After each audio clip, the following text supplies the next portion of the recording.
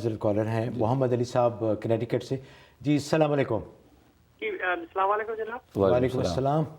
جی میرا مفتی صاحب سے سوال یہ ہے کہ جھینگے کے بارے میں شرعی احکام کیا ہیں؟ کیا جھینگا کھانا جائز ہے؟ جی بہت بہت شکریہ. شریمپ کے بارے میں جھینگا جو ہے اصل میں اس میں امام ابو حنیفہ رحمۃ اللہ علیہ اور امام شافعی رحمہ اللہ تعالیٰ کا اجتہادی اختلاف ہے.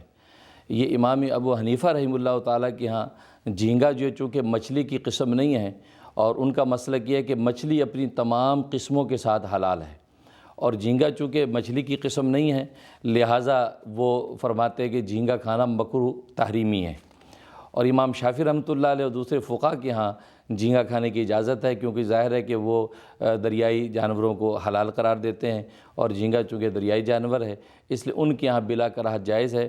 لیکن حنفیہ کے یہاں جھینگا مکروہ تحریمی ہے، اور مکروہ تحریمی کا قول اس لیے کیا کیونکہ دوسرے فقہاء کے یہاں اس کی اجازت ہے، اس لیے خالص حرام قرار نہیں دیا، اس کو مکروہ تحریمی قرار دیا ہے. چونکہ وہ جھینگا مچھلی کی قسم نہیں ہے اس لیے امام ابو حنیفہ اس کو مکروہ تحریمی فرماتے ہیں. اچھا حضرت، مچھلی کے علاوہ جو دوسری دریائی مخلوقات ہیں جس طرح لابسٹر ہے، اسکیلپس ہیں یا اور چیزیں، وہ بھی اسی زمرے میں آتی ہیں؟ جی بالکل، کیونکہ ہاں کیونکہ لابسٹر وغیرہ یہ سب چیزیں تو یہ تو ویسے بھی دوسرے ائمہ کے ہاں بھی اس کی اجازت نہیں ہے. اچھا جی، تو اس لیے وہ جائز نہیں ہے، تو نہیں کھا سکتے.